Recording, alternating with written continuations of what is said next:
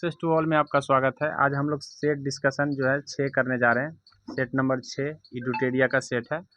जैसा कि यहाँ प्रश्न पर दिख रहा है कि सिमुक निम्न वंशों में से किसका संस्थापक था। तो सिमुक जो था वो सातवाहनों वंश का स्थापना किया था, याद रखेंगे। इससे पहले सिमुक से हालांकि सिमुक कभी कभी किसी बुक में सिंधुक और शिप्रक भी आ जाता है, तो सिंधुक और शिप्रक भी याद रखेंगे। सिंधुक शिप्रक सिमुक के स्थान पर तो शिप्रक आ जाते हैं, इस बात को ध्यान में रखेंगे। ये बात ध्यान रखना है। और साथ में ये किस वंश के बाद आया था, तो ये जो आया था मौर्य वंश के बाद जो है सातवाहन वंश, कर्ण वंश के बाद आया था। ठीक है। हसीन, ये बात एक चीज़ याद कर लीजिए आप, हसीन मशुक सा, हसीन मशुक, ह से हर्यक, सी से शिशुनाग, न से नंदवंश और म से आ जाता है आपका मौर्य वंश। इस तरह से हसीन मशुक सातवाहन, उसके बाद सातवाहन आते हैं। इस बात को ध्यान में रखेंगे कि किसके बाद कौन आता है, पूछ लिया जाता है। उसके बाद है आपका निम्न में कौन से सुमेलित नहीं है। उदयगिरी बोला है प्रभावती देवी, तो सही है। मंदसौर बोला है अभिलेख समुद्रगुप्त, हाँ सही है। और एहोल अभिलेख जो है ना भानुगुप्त, तो ये सारे के सारे सही बोला। मिलान सही नहीं है, तो इनमें से सभी का मिलान सही नहीं है। ठीक है। मंदसौर अभिलेख इसका नहीं है, ये प्रभा देवी का उदयगिरी नहीं है, और मंदसौर का ये नहीं है। मतलब ये सारे के सारे गलत मिलान किए गए हैं, इस बात को ध्यान रखेंगे। आगे बोला इत सिंह भारत यात्रा कब आया था। तो इत सिंह जो आया था भारत पर, ये 600 समथिंग में आया था। तो 600 समथिंग 7वीं शताब्दी होती है, तो इस बात को ध्यान रखेंगे। इत सिंह जो है ना 600 कुछ वर्षों में आया था, तो वो 7वीं शताब्दी कहलाता है। तंजौर का राजराजेश्वर मंदिर के बारे में हम पिछले भी वीडियो में बताए थे।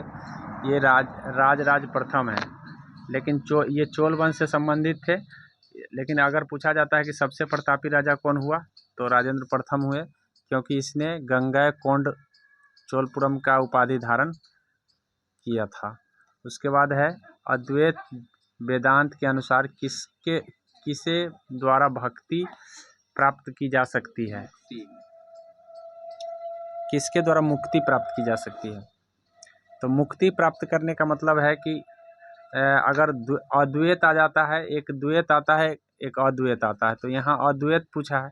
तो अद्वैत में जो है मुक्ति का मार्ग ज्ञान है, लेकिन भक्ति एक जो है विशिष्ट द्वैत आता है, विशिष्ट द्वैत। तो विशिष्ट द्वैत जो है ना, इसके जो मुक्ति का मार्ग है वो भक्ति है, इस बात को ध्यान रखना। और जैन धर्म में कर्म का है और योग का है बौद्ध धर्म में, इस बात को ध्यान। चंद्रगुप्त द्वितीय के दरबार में 9 रत्नों में कौन शामिल नहीं थे। तो चंद्रगुप्त द्वितीय के दरबार में आपको याद रखना है, कालिदास थे, बेताल भट्ट भी थे, धन्वंतरी भी थे। पतंजलि जो है ना मौर्य से संबंधित नहीं है। ये जो थे पतंजलि थे, आपको मैं बता दूं कि ये शुंग वंश में थे। शुंग वंश याद रखेंगे। पतंजलि जो थे शुंग वंश से संबंधित थे। उसके बाद बोला है वायसराय के समय, किस वायसराय के समय बिहार में भारतीय राष्ट्रीय कांग्रेस के द्वितीय अधिवेशन हुए थे। तो प्रथम तो हुआ था 1885 में, जिस समय लॉर्ड डफरिन था, जिस समय स्थापना हुआ था। उसके बाद 1886 में हुआ, 1886 में हुए थे। तो 1886 के समय बदल गया था। ये जो है लॉर्ड जेम्सफोर्ड आ गए थे। ठीक है, लॉर्ड जेम्सफोर्ड, इस समय लॉर्ड जेम्सफोर्ड नहीं रहा होगा, एक मिनट, लॉर्ड रीडिंग रहा। भारतीय राष्ट्रीय कांग्रेस यहाँ पे बिहार में पूछा है, एक मिनट सॉरी, बिहार में पूछा है, वही तो कह रहे हैं कि इसमें से कोई नहीं आ रहा। देखिए बिहार में जो प्रथम बार हुआ था 1912 में पहली बार हुआ था। ठीक है, इस समय होर्डिंग हुआ करता था बिहार में, जैसा कि आपको पता है कि होर्डिंग ने बंगाल विभाजन को रद्द कर दिया था। तो होर्डिंग हुआ करता था प्रथम बार, प्रथम की बात कर रहे हैं। फिर दोबारा जो अधिवेशन हुआ था बिहार में, यहाँ बिहार की चर्चा कर रहा है, तो दोबारा हुआ था 1922 में। उस समय लॉर्ड रीडिंग हुआ करता था, क्योंकि 1921 से लेकर 26 तक का काल जो है रीडिंग का है। जेम्सफोर्ड नहीं था, बल्कि यहाँ पे लॉर्ड रीडिंग होगा। ऑप्शन ये हो जाएगा। उससे पहले जेम्सफोर्ड था, मतलब 21 से पहले जेम्सफोर्ड हुआ करता था। तो यहाँ पे आपको ये क्लियर आंसर हो जाएगा लॉर्ड रीडिंग। बिहार में पूछेगा तो, लेकिन ऐसे तो कांग्रेस का दूसरा अधिवेशन 1886 में ही हुआ था। आगे देख लीजिए, प्रमुख विद्रोह एवं उससे मिलान करना है। तो विद्रोह में जो है आपका फकीर विद्रोह, तो फकीर विद्रोह एक का जो है एक ही सही है, ठीक है। मजनून शाह और चिराग अली के नेतृत्व में हुए थे। और उसके बाद है फकीर विद्रोह के बाद आपका आ जाता है दूसरा का दूसरा भी सही है, सेवाराम। तीसरा का तीसरा भी सही है, याद रखिए। यानी कि लगातार सबके सब सही दिए गए हैं यहाँ पे। चल, चोर विद्रोह वही होगा, चुआर विद्रोह आपका वही होगा। डेट थोड़ा सा याद कर लीजिएगा। डेट में 1800 में ये हुआ था, ये 1797 में हुए थे, 1825 में हुए थे और 1776 में। डेट थोड़ा याद कर लीजिए, यानी इसका आंसर ये हो जाएगा। बोला रैयतवाड़ी व्यवस्था के संबंध में कौन कथन सत्य है। तो रैयतवाड़ी व्यवस्था, जैसा कि आपको पता होना चाहिए कि ये कर की व्यवस्था था, मतलब टैक्स लेने की व्यवस्था। ये अंग्रेजों के द्वारा चलाया गया था। तो रैयतवाड़ी में जो है इसे मद्रास और बंगाल के प्रेसिडेंसी में लागू किए गए थे। हाँ, किए गए थे। अगर यहाँ मुंबई होता तो गलत हो जाता, ठीक है। मद्रास और बंगाल ये दोनों याद रखेंगे, यहाँ पे लागू किए गए थे। थॉमस मुनरो के मौलिक विचार थे, मतलब मुनरो के विचार से ही इसको लाया गया था। ये सीधा किसानों को लगान देना था अंग्रेजों को, मतलब अंग्रेज और किसान के बीच में कोई दलाल नहीं, जमींदार नहीं हुआ करते थे। तो ये सही है। इस व्यवस्था में किसानों को भूमि का स्वामी बना दिया। तो स्वाभाविक है कि बीच में कोई नहीं रहेगा तो मालिक कौन हो जाएगा, किसान। तो इसमें सबके सब सही है, डी आंसर सही हो जाएगा। 1 2 3 4 सभी सही है। लॉर्ड माउंटबेटन को भारत का वायसराय कब नियुक्त कर लिया गया था। तो लॉर्ड माउंटबेटन जो है ना 1947 में बना है। 1947 में बना था भारत का वायसराय। तो याद रखेंगे, इसमें से कोई नहीं होगा आंसर, ठीक है। 24 मार्च 1947, 24 मार्च याद रखिए 1947। और इसी के नेतृत्व में माउंटबेटन योजना आया था 3 जून 1947। माउंटबेटन योजना जो आया था 3 जून 1947। महात्मा गांधी ने 1943 में मुख्य रूप से डैश के लिए उपवास किया था। तो महात्मा गांधी जी उपवास करने का मेन रीज़न था कि वे अंग्रेज क्या कर रहे थे, ज़्यादातर लोगों को दबा रहे थे और अंग्रेज उन पर दबाव डाल रहे थे कि भाई आप जो है ना हिंसा को निंदा कीजिए। मतलब 1942 में जो भारत छोड़ो आंदोलन चला था उसमें काफ़ी लोग हिंसा कर रहे थे। तो महात्मा गांधी जी पर दबाव डाला जा रहा था कि आप ही हिंसा को विरोध कीजिए। तो महात्मा गांधी जी विरोध नहीं किए और यहाँ तक कि उन्होंने कहा कि यदि आप नहीं लड़िएगा तो मैं जा रहा हूँ अनशन पर बैठने के लिए। तो यहाँ पे ऑप्शन दिया गया, भारत छोड़ो आंदोलन के दौरान ब्रिटिश सरकार के हिंसा के खिलाफ विरोध प्रदर्शन। तो विरोध प्रदर्शन करने के लिए अनशन पर बैठे थे, इस बात को ध्यान में कर लीजिए। उसके बाद है 12 नंबर प्रश्न है कि असहयोग आंदोलन के कार्यक्रम में कौन से कार्यक्रम शामिल नहीं था। तो सरकारी कामकाज बहिष्कार, ये तो शामिल था ही। सरकार को पुरस्कार लौटाना, ये भी शामिल था। भाई जो सरकार के पुरस्कार ले चुके थे उसको लौटा देना था। सरकारी शिक्षण संस्थाओं का बहिष्कार कर देना, मतलब सरकारी शिक्षा विद्यालय में हम नहीं पढ़ेंगे, ये सारे कार्य थे। लेकिन ये वाला कार्य नहीं था। संवैधानिक संसाधनों के माध्यम से रोजगार प्राप्त करना, रोजगार प्राप्त करने की बात नहीं थी। इसलिए एक्यूरेट आंसर आपका डी हो जाएगा। D is the accurate answer. भारतीय संविधान में राष्ट्रपति द्वारा संयुक्त अधिवेशन निम्न में से किस विधेयक के संदर्भ में बुलाया जा सकता है। तो याद रखिए कि धन विधेयक पर कोई संयुक्त अधिवेशन नहीं होता है। तो 4 नंबर जिसमें होगा वो गलत होगा, ये गलत है, ठीक है। अब उसके बाद है वित्त विधेयक पर बुलाए जा सकते हैं, संविधान संशोधन पर भी नहीं बुलाए जा सकते हैं, ठीक है। संविधान संशोधन के लिए संयुक्त अधिवेशन बुलाने की ज़रूरत नहीं है। तो 1 और 3 आंसर हो जाएगा। एक वाला मतलब 1 और 3 आंसर सही है। दो वाला तो गलती हो गया, यहाँ भी 2 है, गलती हो गया। Answer is the accurate answer हो जाएगा आपका ए। इस बात को ध्यान में रखेंगे, ठीक है। आगे मैं आपको बता दूं कि अगला है 1946 में गठित अंतरिम सरकार। तो जब मैं 1946 की सरकार के गठन की बात किया था तो बोला है कि इसमें सभापति कौन बने थे। इससे पहले वाले प्रश्न में पूछा था कि कौन नहीं थे, इसमें बोला कि सभापति कौन बने, ठीक है। तो उप सभापति के रूप में आपको वायसराय जो है ना सभापति बने थे। वायसराय जो थे, वायसराय को सभापति बनाया गया था, यहाँ उप सभापति है तो उप सभापति जवाहरलाल नेहरू को बनाया गया। एस राधा कृष्णन, वो कल की क्वेश्चन जो था उसमें पूछा गया था कि कौन इसमें शामिल नहीं थे, तो राधा कृष्णन शामिल नहीं थे। अभी कल ही बताए थे कि जो उप सभापति थे वो ऐसा नहीं, उप सभापति जवाहरलाल नेहरू होंगे। भारत के मूल संविधान में राज्यसभा सदस्यों के लिए कार्यकाल, भारत के जो है मूल संविधान में राज्यसभा के सदस्यों के कार्यकाल का निर्धारण किया गया था। तो याद रखिएगा जिस समय भारत का संविधान बना था उस समय राज्यसभा के लिए कोई निर्धारित समय नहीं था, ठीक है। ऐसे अब बाद में जो है ना 6 वर्ष के लिए कर दिया गया है। तो इसका आंसर बी नहीं होगा, इसका आंसर डी होगा, क्योंकि बाद में हुआ है मूल संविधान में। यहाँ मूल संविधान की बात किया है, इसलिए accurate answer is the D, right answer है। इस बात को ध्यान में रखें। निम्नलिखित में से किसमें भारतीय संविधान के अंतर्गत, ठीक है, समान नागरिक संहिता उपबंध शामिल है। तो सबको पता है नीति निर्देशक तत्व में जो है ना अनुच्छेद 44 के तहत जो है ना समान सिविल संहिता लागू है, ठीक है। मात्र एक गोवा ही एक ऐसा राज्य है जहां समान अनुच्छेद 44 को फॉलो कर रहा है, बाद बाकी किसी राज्य में नहीं है। उत्तराखंड हाल ही में मतलब बिल पास किया था कि हम अपने यहाँ क्या करेंगे, समान सिविल संहिता लाएंगे। निम्नलिखित में से किस निकाय का भारतीय संविधान उल्लेख नहीं है, मतलब कौन सी बात का उल्लेख भारतीय संविधान में नहीं है। तो कैबिनेट की तो बात है, वित्त आयोग की भी बात है, अंतर्राज्य परिषद की भी बात है, क्षेत्रीय परिषद की बात भारतीय संविधान में नहीं है। वर्तमान में 5 क्षेत्रीय परिषद है।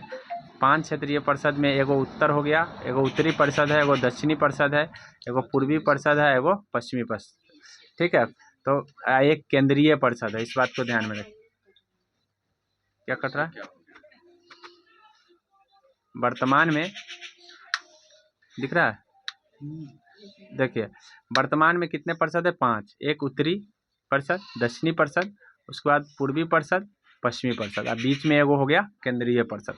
अभी हाल ही में एक और परिषद बना दिया गया है जिसको उत्तर पूर्व कहते हैं। उत्तर पूर्व परिषद जो है ना उत्तर पूर्व राज्य के लिए बनाया गया है। तो इस बात को ध्यान में रखिएगा, 5 गो है लेकिन ये उत्तर पूर्व बनने के बाद 6 गो हो गया है, ठीक है। आगे है, तो इसकी चर्चा संविधान में नहीं की गई है, इस बात को ध्यान में रखेंगे। इसकी अध्यक्षता कौन करते हैं ये भी पूछ लिए जाते हैं क्षेत्रीय परिषद के। तो जो गृह मंत्री होते हैं वही करते हैं, गृह मंत्री, राज्य नहीं, केंद्रीय गृह मंत्री। आगे है उच्च न्यायालय के मुख्य क्षेत्राधिकार निम्नलिखित में कौन नहीं है, मतलब उच्च न्यायालय के क्षेत्राधिकार में कौन शामिल नहीं है। तो याद रखिएगा कि उच्च न्यायालय के क्षेत्राधिकार में आपको प्रारंभिक क्षेत्राधिकार है, उसके बाद आपको अपीलीय क्षेत्राधिकार है, निरीक्षण अधिकार है। लेकिन यहाँ पे उच्च न्यायालय पूछा है, सर्वोच्च न्यायालय नहीं पूछा है, यहाँ देख लीजिए। तो इसीलिए परामर्शदायी क्षेत्राधिकार नहीं है, क्योंकि ये राष्ट्रपति को परामर्श नहीं दे सकते हैं, और जो सर्वोच्च न्यायालय है उनके पास परामर्शदायी भी है। इस बात को ध्यान में रखेंगे, क्योंकि सर्वोच्च न्यायालय अनुच्छेद 143 के तहत परामर्श देते हैं, इस बात को ध्यान में रखिए। सर्वोच्च न्यायालय, उच्च न्यायालय नहीं। बोला है निम्नलिखित में से किस राज्य में विधान परिषद नहीं है। तो मैं आपको बता दूं कि तमिलनाडु में जो है विधान परिषद नहीं है, कर्नाटक में है, महाराष्ट्र में है और आंध्र प्रदेश में है। 6 राज्य टोटल हैं, जिसमें से एक तो बिहार यूपी हो गया, बिहार यूपी, दूसरा तेलंगाना आंध्र प्रदेश, 4 गो तो यही हो गए, एक महाराष्ट्र और कर्नाटक, ठीक है। इन चीज़ों को याद रखेंगे। पंचायत चुनाव कराने का निर्णय किसके द्वारा लिया जाता है। तो पंचायत चुनाव जो कराते हैं ये राज्य सरकार के द्वारा लिया जाता है, क्योंकि राज्य सरकार का ही दायित्व है पंचायत चुनाव कराना, ठीक है। लेकिन अगर निर्वाचन आयुक्त बोले तो राज्य निर्वाचन आयुक्त करवाते कौन है, ठीक है, करवाते हैं राज्य निर्वाचन आयुक्त, लेकिन निर्णय कौन लेते हैं, राज्य सरकार। इस बात को ध्यान में कर लीजिए। भारत के सर्वोच्च न्यायालय के कार्यवाहक मुख्य न्यायाधीश, मतलब कार्यवाहक मुख्य न्यायाधीश को नियुक्त कौन करेंगे, तो राष्ट्रपति करेंगे। याद रखिएगा कि राष्ट्रपति के द्वारा कार्यवाहक मुख्य न्यायाधीश को नियुक्ति करेगा। कब किया जाता है, जब मुख्य न्यायाधीश अपने काम में, मतलब उनका काम थोड़ा डिले होने लगता है तब। उसके बाद है निम्नलिखित में से कौन सा संविधान संशोधन 8वीं अनुसूची के भाषा से संबंधित नहीं है, मतलब 8वां अनुसूची के भाषा से संबंधित संशोधन नहीं है। तो मैं आपको बता दूं कि जब हमारा संविधान बना था तो उस समय जो है 14 भाषाएं थी। 14 भाषा के बाद अभी तक 3 बार संशोधन किए जा चुके हैं, जिसमें से एक तो 1967 में हुआ है, जिसको 21वां संशोधन कहते हैं। एक हुआ है 1992 में हुआ है, जिसको हम 71वां संविधान संशोधन कहते हैं। और एक हुआ है आपका 2003 में, तो जिसको हम 92वां संविधान संशोधन कहते हैं। तो इसके तहत एक भाषा जोड़ा गया सिंधी, इसके तहत 3 भाषा जोड़े गए, ठीक है, इसके तहत 4 भाषा जोड़े गए। तो यहाँ नमक जोड़ा गया है। नमक से मतलब नेपाली, मणिपुरी और कोंकणी। नेपाली, मणिपुरी और कोंकणी को नमक कहते हैं। तो नमक 71वां संविधान संशोधन के जरिए है। उसके बाद है बोडो डोंगरी संथाली, जिसको बोड मास के नाम से जानते हैं, तो ये बोड मास जोड़ा गया है लास्ट में। इस तरह से जोड़ करके टोटल कितने बन गए हैं, टोटल बन गए हैं 22 को भाषा। अभी तक 8वीं अनुसूची में 22 भाषा हो चुके हैं। तो इसमें बोला है कौन नहीं है, तो ये 36वां संविधान संशोधन नहीं है, ठीक है। यहाँ सिक्किम राज्य बना था 36वां संविधान संशोधन के जरिए। एशियाई जंगली गधा कहाँ पाए जाते हैं, तो ये कच्छ के रण में पाए जाते हैं। एशियाई जंगली गधा जो है ना कच्छ के रण में पाया जाता है, गुजरात में पड़ता है कच्छ का रण। इस बात को ध्यान में रखिएगा।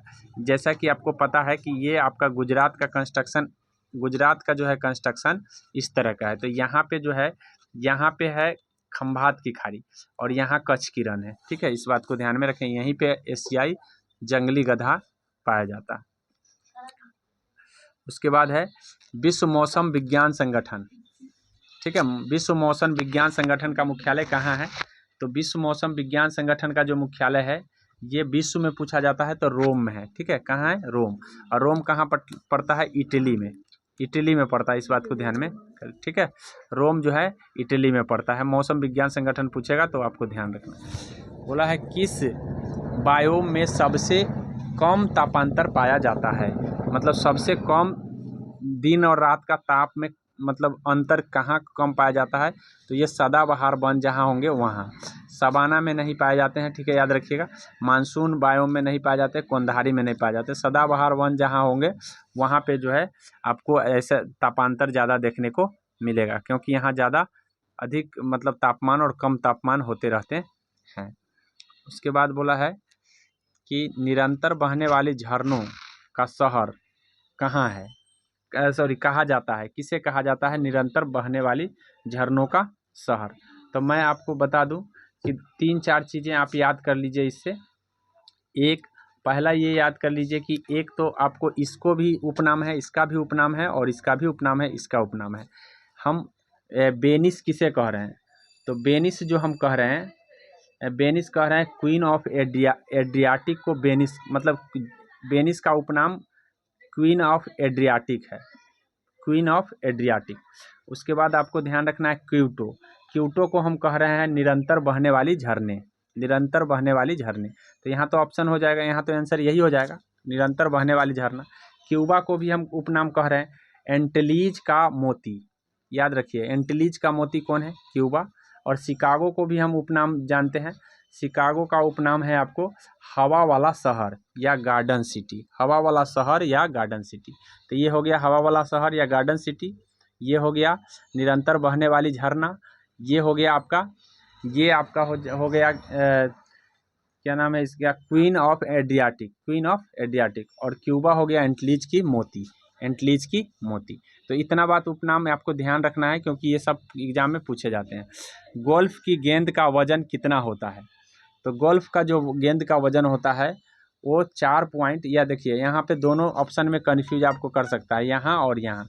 तो ध्यान कर लीजिए कि जो ज़्यादा वाला है 94 वाला, ठीक है, 45.94 आएगा, ठीक है, 45.9, लगभग 6, लगभग में अगर आपको ऑप्शन देगा तो 5 ग्राम, ठीक है, 5 ग्राम याद रखिएगा। लगभग में देगा तो 5 ग्राम, और नहीं तो अगर एग्जैक्ट देगा तो 5 ग्राम कह रहे हैं, 50 ग्राम हो जाएगा, 50 ग्राम 50 नहीं 46 ग्राम हो जाएगा ना, 46 ग्राम। इसको 45.94 है तो ये 46 ग्राम के नज़दीक हो लगभग में, ठीक है, 46 ग्राम। इस बात को ध्यान में कर लीजिए।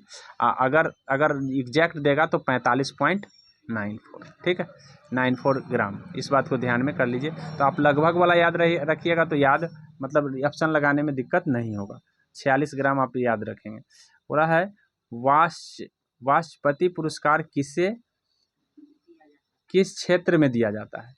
तो ये संस्कृत साहित्य के क्षेत्र में दिया जाता है, इसमें कुछ जानने की ज़रूरत नहीं है।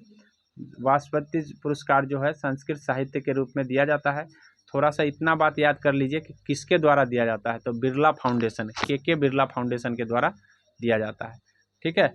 और उसके बाद एक चीज़ और याद रखिए कि 1992 में इसकी शुरुआत हुई थी, 1992। उसके बाद मैं आपको बता दूं कि गुरु जी के नाम से कौन जाने जाते हैं। तो एक होता है गुरु जी, एक होता है गुरुदेव, इसमें कन्फ्यूज नहीं करना है। गुरुदेव, तो गुरुदेव हैं रविन्द्रनाथ टैगोर, और यहाँ पे MS गोलवलकर जो है ना गुरु जी है, गुरु जी के नाम से MS गोलवलकर है। और मदन मोहन मालवीय को हम महामना के नाम से जानते हैं, और चक्रवर्ती राजगोपालचारी को हम राजा जी के नाम से जानते हैं। इस बात को ध्यान में कर लीजिए, राजा जी, ठीक है। और ये है आपका महामना, और ये है आपका गुरुजी, और ये है आपका गुरुदेव, ठीक है। इस बात को ध्यान में कर लीजिए। हाँ, बोला है लीम और नुरालिम नृत्य जो है ना, लोक नृत्य कहाँ का लोक नृत्य है? तो नीर और ये नागालैंड का है। इस बात को ध्यान में कर लीजिए कि नागालैंड का जो है, नागालैंड आपका ऑप्शन नंबर डी हो जाएगा, लीम और नुरालिम है, ठीक है। अब थोड़ा सा हम बात कर लेते हैं अन्य, राजस्थान की बात कर ले रहे हैं। तो राजस्थान में झूमर और गणगौर है, झूमर और गणगौर, ठीक है। ये ध्यान कर लीजिए, झूमर और गणगौर कहाँ के हैं? राजस्थान के। बात कर लेते हैं थोड़ा सा मेघालय के। तो मेघालय में लाहो और बांग्ला है, लाहो और बांग्ला नृत्य से पूछे जाते हैं, याद रखिएगा, इसीलिए आपको ध्यान है लाहो और बांग्ला। बात कर लेते हैं थोड़ा सा, आपको मेघालय के बाद बच गया गुजरात का जो है, गुजरात का भी ध्यान कर लीजिए। गुजरात में आता है गारबा और डांडिया, इस बात को ध्यान में कर लीजिए। तो यहाँ पे आंसर क्या हो जाएगा? डी, ठीक है, लीम और नुरालिम। आगे है केंद्रीय खनन अनुसंधान संस्थान। तो खनन पूछ दिया, याद रखिएगा धनबाद में है, खनन पूछ देगा धनबाद में है। अब थोड़ा सा अनुसंधान संस्थान से भी पूछे जाते हैं, तो ध्यान में कर लीजिए। जब खनन पूछेगा तो धनबाद हो जाएगा। और रांची किसके लिए होता है? तो लाह के लिए, लाह अनुसंधान संस्थान है। क्या चीज़ है? लाह, ठीक है, रांची लाह के लिए है। जमशेदपुर है, जमशेदपुर तो आपको उद्योग धंधा के लिए है, ठीक है, याद रखिएगा। एक होता है आपको जलगोरा, केंद्रीय ईंधन के लिए, ठीक है, ईंधन के लिए आपको जलगोरा है, जादूगोरा नहीं, जलगोरा, जादूगोरा अलग है, ठीक है। राष्ट्रीय समुद्री विज्ञान जो अगर पूछेगा तो आपको गोवा लगाना है। क्या लगाना है? गोवा, समुद्री विज्ञान। तो इस बात को ध्यान में रख लीजिए कि समुद्र के लिए गोवा हो गया, लाह के लिए रांची हो गया, धनबाद किसके लिए हो? खनन के लिए हो गया, उद्योग धंधा के लिए कौन हो गया? जमशेदपुर हो गया। और अभी जादूगोरा यहाँ पे दिया है, यहाँ जादूगोरा ही होना चाहिए कि जलगोरा नहीं है कोई, ठीक है, जादूगोरा ही सही है, जादूगोरा। आगे है भारतीय औद्योगिक विकास IDBI की स्थापना कहाँ हुई थी? ठीक है, कब हुई थी? तो ये 1964 में हुआ था। IDBI के 64 में हुआ था। याद कर लीजिए, ये पहले ये वाणिज्यक के रूप में आया था, अर्थात वाणिज्यिक बैंक के रूप में आया था। 2004 में। तब आगे चल कर के 64 में इसको औद्योगिक विकास बैंक बना दिया गया है। मेघालय के नए राज्यपाल पी चौहान हैं। ठीक है, मेघालय के राज्यपाल, नया राज्यपाल बन गए हैं पी चौहान। आचार्य बता सकते हैं कि लक्ष्मण आचार्य कहाँ के हैं? सिक्किम के हैं। और सीपी राधाकृष्णन असम में सीपी राधाकृष्णन है? नहीं, असम में नहीं है। सीपी राधाकृष्णन झारखंड के हैं मेरे ख्याल। ठीक है, शैली बोला है, शैली ऐप को किस सरकार द्वारा जारी किया गया है? ठीक है, शैली ऐप जो है ये आपको केरल सरकार जारी किया है। दस्तलिक 4 का आयोजन जो है ना, ये उत्तराखंड में हुआ है। होता किसके बीच है? तो भारत और उज्बेकिस्तान के बीच में, उज्बेकिस्तान। ठीक है, भारत और उज्बेकिस्तान के बीच दस्तलिक होता है, लेकिन कहाँ हुआ है? उत्तराखंड। जल संरक्षण पर पहला अखिल भारतीय शिखर सम्मेलन का आयोजन नई दिल्ली में किया गया है। इसका विषय क्या था ये पूछ लिया है। तो इसका विषय था वाटर विजन @ 2047 अर्थात 2047। ठीक है, यही इसका विषय था। ये कहाँ हुआ है ये ध्यान कर लीजिए। जल संरक्षण पर पहला अखिल भारतीय सम्मेलन नई दिल्ली में हुआ है। और इसका थीम वाक्य भी याद रख लीजिए। बोला है अर्जुन अवार्ड 2022 से सम्मानित श्री अमित का संबंध किससे है? तो अमित बॉक्सिंग के खिलाड़ी है। अमित जो है ना, अर्जुन अवार्ड मिला है इसको 2022 का। बोला है राजा राम मोहन राय पुरस्कार 2023 से किसे सम्मानित किया गया है?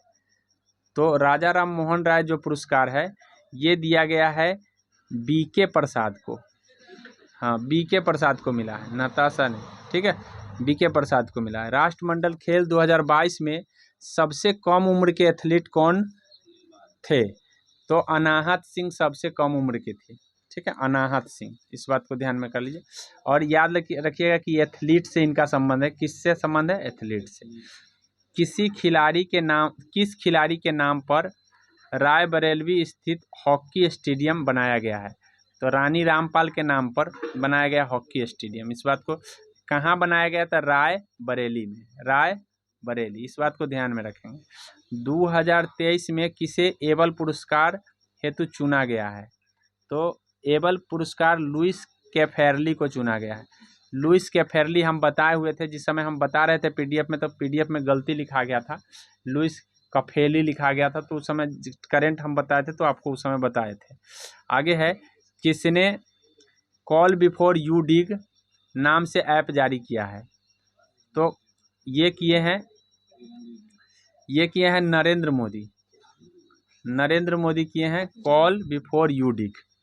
ठीक है, कहा है किस देश में हाल ही में घोड़े यात्रा महोत्सव? तो ये नेपाल में घोड़े यात्रा महोत्सव नेपाल ही किया है, याद रखेंगे। ये भारत और नेपाल के लेकर के किया गया है। नेपाल के ललितपुर में किया गया, इस बात को ध्यान में। उसके बाद बोला है अंतर्राष्ट्रीय वन दिवस 2021 का विषय क्या रहा है? तो फॉरेस्ट और हेल्थ रहा है। फॉरेस्ट और हेल्थ, वन और स्वास्थ्य। एनडीबी में नया सदस्य कौन शामिल हो गया? मिस्र। ठीक है, न्यू डेवलपमेंट बैंक इसको कहते हैं, एनडीबी। यहाँ न्यू डेवलपमेंट, एनडीबी होना चाहिए, एनवीडी लिख दिया गया। हाँ, न्यू डेवलपमेंट बैंक होगा। ठीक है, हाल ही में किस सांसद की सदस्यता लोकसभा सचिवालय में निरस्त कर दिया गया? तो ये राहुल गांधी को कर दिया गया था, अब नहीं, अब सुप्रीम कोर्ट में जा कर के इन्होंने अथी करवा लिया, अपील अधिकार करके। ठीक है, तो ये ध्यान रखिए, कर दिया गया था क्योंकि इनको 2 साल की सज़ा हो गया था मानहानि के मुकदमा में। तो इनका जो है ना सदस्यता रद्द कर दिया, हटा दिया। बहुत हल्ला हुआ, हालांकि जब ये सुप्रीम कोर्ट में गए तो इनको थोड़ा सा राहत मिल गया है। हाल ही में जियो सिनेमा ब्रांड एम्बेसडर किसे बनाया है? सूर्य कुमार यादव को ब्रांड एम्बेसडर बनाया है जियो सिनेमा का। बोला है डीजल परिवहन के लिए मैत्री पाइपलाइन 131 किलोमीटर का बनाया है। तो मैत्री जहाँ पे आ जाएगा वहाँ बांग्लादेश आप लगा लीजिएगा। ठीक है, मैत्री। ठीक है, याद रखेंगे। ऑस्ट्रेलिया ओपन 2023 का महिला एकल खिताब। तो ऑस्ट्रेलिया ओपन का जो महिला एकल खिताब है वो एरिना सबलेंका। हम जब बता रहे थे तो उस समय हम AS लिख दिए थे, शॉर्ट में लिख दिए थे। तो उस समय बताए थे कि ए से एरिना हो गया और एस से सबलंका हो गया। ठीक है, एरिना सबलंका जो है ना ऑस्ट्रेलिया, लेकिन पुरुष में पूछता तो नोवाक जोकोविच होता। और हाल ही में किस राज्य में नए जिले का गठन का ऐलान कर दिया गया? तो राजस्थान में 19 नए जिले बनाए जाएंगे। राजस्थान में 19 नए जिले बनाए। बोला है ग्लोबल फायर इंडेक्स में भारत का क्या रैंक है? तो ये भी बताए हैं आपको, चौथा। ठीक है, 4वां है। इस बात को नंबर 1 पर कौन है? अमेरिका है। अमेरिका, इस बात को ध्यान में रखेंगे, नंबर 1 पर कौन है? अमेरिका। एक देश एक उर्वरक योजना को किसके द्वारा लॉन्च किया गया है? एक देश एक उर्वरक, हाँ, वन कंट्री वन फर्टिलाइजर। तो वो वन कंट्री वन फर्टिलाइजर है, एक वन कंट्री वन प्रोडक्ट, तो उत्तर प्रदेश के द्वारा लॉन्च किया गया। लेकिन यहाँ पे ये केंद्रीय मंत्री का नाम पूछ रहा है। तो केंद्रीय मंत्री नरेंद्र मोदी जी हैं, जो बोला है कि एक देश एक प्रोडक्ट, मतलब एक उर्वरक। ठीक है, मतलब एक ही उर्वरक चलेगा, 10 को उर्वरक चलाने से ज़रूरत नहीं है। तो ये प्रधानमंत्री नरेंद्र मोदी स्वयं अपने की है। बोला है 30% इलेक्ट्रिक वाहन को लक्ष्य ले लिया गया भारत सरकार के द्वारा। तो 30% में 30 लगा दीजिए। ठीक है, 30% में 2030, याद रखिएगा। ये सब याद करने का ट्रिक होता है, याद रहेगा।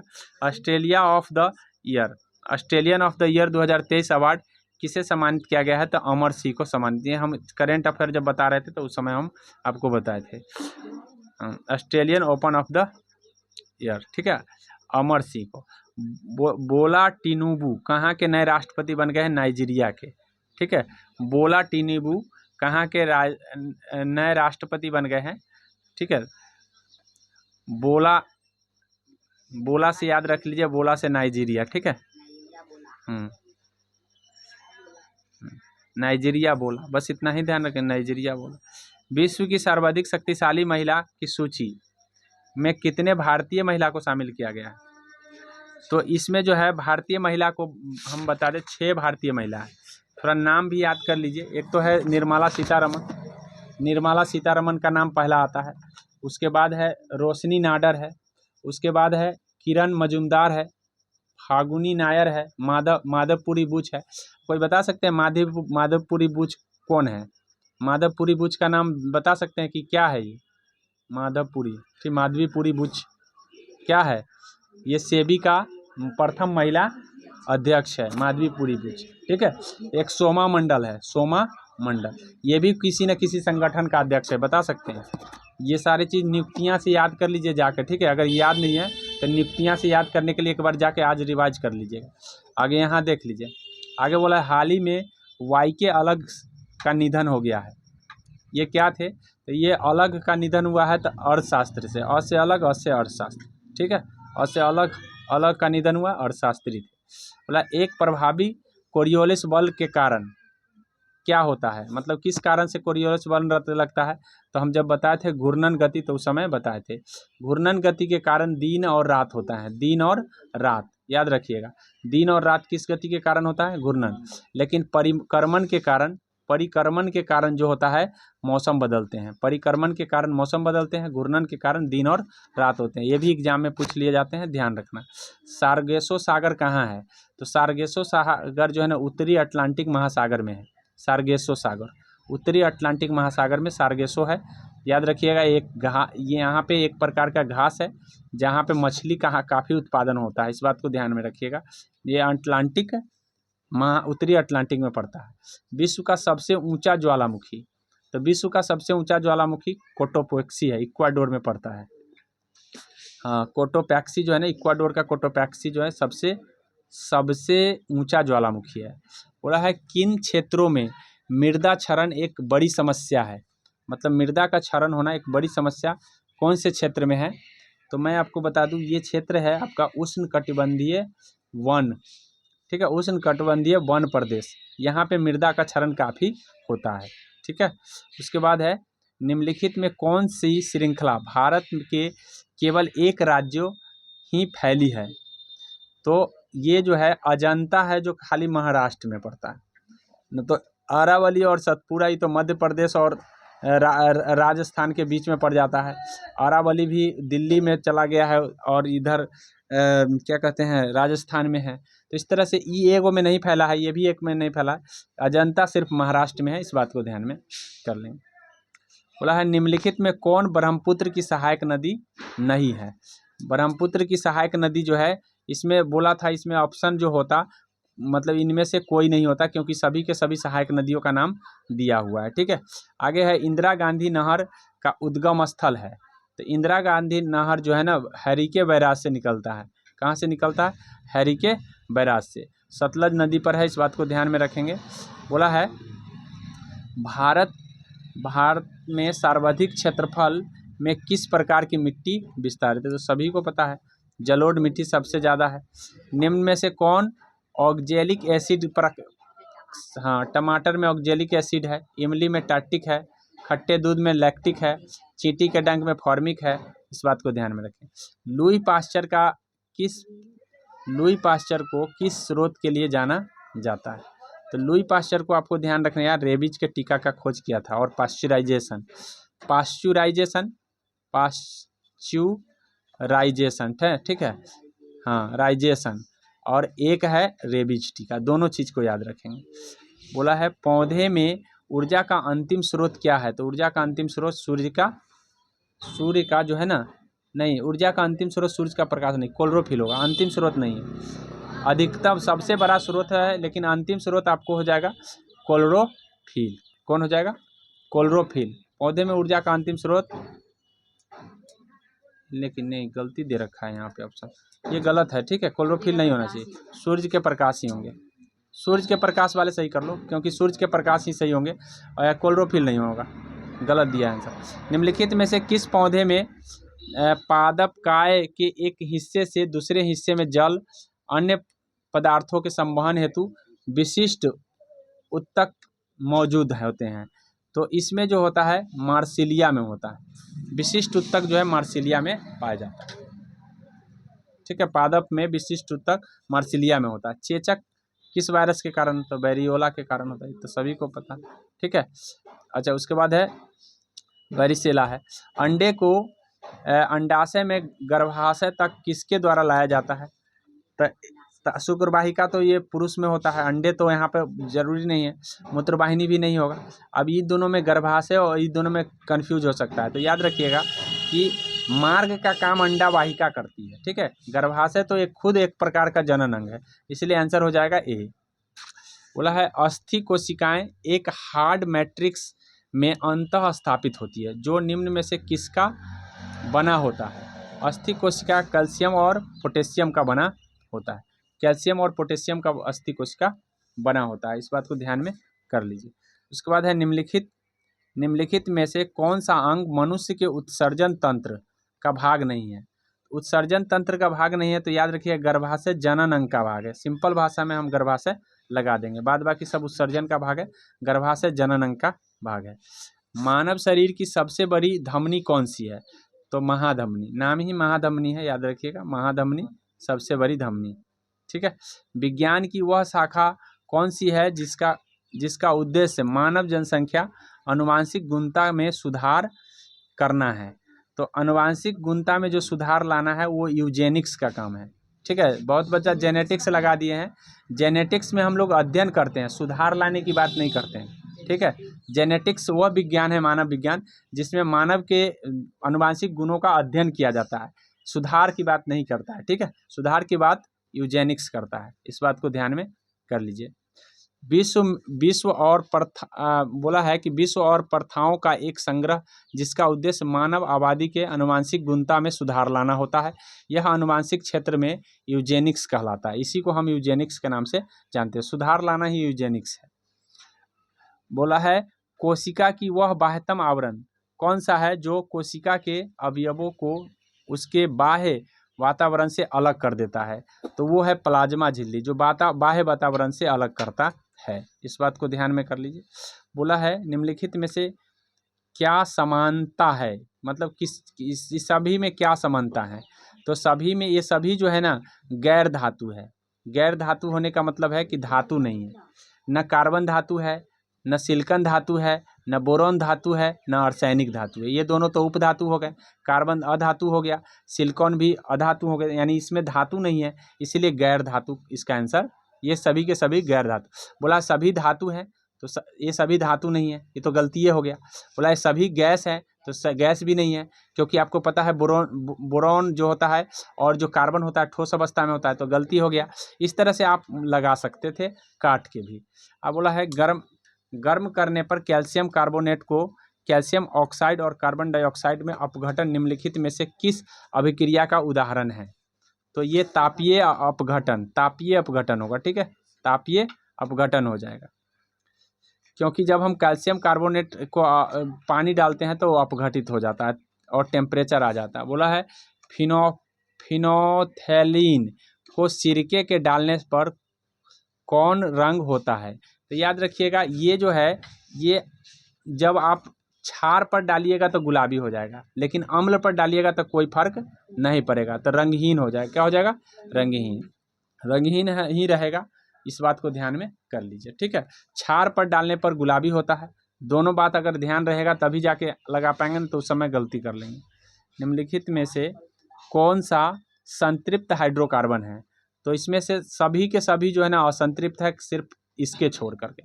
जितना भी एल्केन ग्रुप का होता है, एल्केन ग्रुप का संतृप्त होता है, बाद बाकी सभी असंतृप्त होते हैं। तो ये कैसे पता चला सर ये एल्केन ग्रुप का है? तो जिसमें एन लगा हो, क्या लगा हो? एन। ठीक है, एन लगा हो उसको हम एल्केन ग्रुप कहते हैं। तो मीथेन, एन आया कि नहीं आया? तो एन आया, इसका मतलब क्या हो गया? लीन आया तो इन आ गया। ठीक है, इसमें भी लीन आया है तो इन आ गया, आइन आ गया। इन आइन वाला असंतृप्त होता है, असंतृप्त होता है। सोने को तांबे के साथ किस लिए मिश्रित किया जाता है?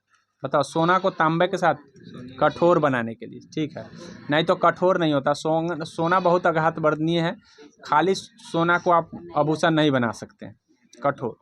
ठीक है, बोला है धातु भयधर्मी कौन है? ये बताए हुए हैं हम आपको जब पढ़ाए थे लुसेंट। जेडन और एल्युमिनियम जो है ना एगो पीबी। ठीक है, ये तीनों के तीनों क्या है? ये तीनों के तीनों उभयधर्मी ऑक्साइड बनाते हैं, उभयधर्मी ऑक्साइड बनाते हैं। उसके बाद बोला है जल संशोधन के लिए निम्नलिखित में से किसका प्रयोग किया जाता है? तो जल संशोधन के लिए एलम का प्रयोग किया जाता है। पोटास एलम जिसको कहते हैं, एलम का प्रयोग किया जाता है। याद रखिएगा कि जल संशोधन जब आपको करना है तो क्या हो जाएंगे? एलम। उसके बाद आपका है अगला प्रश्न है, अच्छा एलम का फार्मूला आप याद कर लीजिए, क्योंकि एग्जाम में पूछा जाता है। K2SO4 मतलब पोटेशियम सल्फेट ही हो गया। ठीक है, और उसमें Al2 और SO4 का होल थ्राइस, 24 को जल लगा दीजिए। सुन लिए, पोटेशियम सल्फेट और एल्युमिनियम सल्फेट होता है, तो लेकिन एल्युमिनियम सल्फेट जो लिखाता है वो SO4 का होल थ्राइस होता है। आगे समझ में, पोटेशियम सल्फेट, एल्युमिनियम सल्फेट, आज 24 को जल लगा दीजिए आंसर। मतलब ये हो जाएगा एलम हो जाएगा। ठीक है, उसको क्या कहेंगे? एलम ध्यान में रखें। उसके बाद है रासायनिक संयोजन कहते हैं। यहाँ पे है डाल्टन का सिद्धांत निम्न में से किस नियम पर आधारित है? तो रासायनिक संयोजन पर आधारित है डाल्टन का नियम। नियत अनुपात और द्रव्यमान संरक्षण ये डाल्टन नहीं दिया है, इस बात को ध्यान में रखिएगा। ये लवबाज्य का नियम है, नियत अनुपात और द्रव्यमान संरक्षण। उसके बाद है कौन सी विशेषता आदर्श ट्रांसफार्मर में होता है? तो आदर्श ट्रांसफार्मर में कुंडलानों में प्रतिरोध नहीं होना चाहिए। जी सर, एकदम सही है। कोड में किसी भी प्रकार की हानि नहीं होनी चाहिए, ये भी सही है। कोड में हानि नहीं होना चाहिए। कोड में अनंत पारगम्यता मतलब चुंबकशीलता होनी चाहिए, हाँ सही है। इसका मतलब सबके सब सही है। ठीक है, D is the accurate answer. एक कंडक्टर का प्रतिरोध किसके व्यक्त कर्मानुपाती होता है? कंडक्टर का जो प्रतिरोध होता है वो किसके व्यक्त कर्मानुपाती होता है? तो चालक का जो हम प्रतिरोध बताएं, चालक का जो प्रतिरोध है, कोई भी चालक, वो अनुप्रस्थ काट के क्षेत्रफल के उल्टे अनुपात में होते हैं, बाद बाकी सभी के सीधे अनुपात में होते हैं। चालक का जो प्रतिरोध है कोई भी चालक है, तो हम जब चालक पढ़ा रहे थे तो आपको बोले थे कि वो अनुप्रस्थ काट के क्षेत्रफल के व्यक्त कर्मानुपाती होता है। बाद बाकी तापमान बढ़ने से बढ़ता है, प्रतिरोध बढ़ने से बढ़ता है, लंबाई बढ़ने से बढ़ता है, सिर्फ इसको बढ़ने से घट जाता है, क्षेत्रफल बढ़ने से क्या हो जाता है, घट जाता है। फॉर एग्जाम्पल मैं आपको बता दूं, एक एग्जाम्पल दे रहा हूं। जैसे कहने का मतलब है कि ये चालक है, तो ये चालक अगर मोटा कर दिया जाए, इतना मोटा कर दिया जाए चालक को, तो इसका मतलब है ये उल्टा अनुपात में हो जाएगा। मतलब ये मोटा कर दिया गया ना, इसका मतलब है इसमें जो है प्रतिरोध जो है ना घट जाएगा।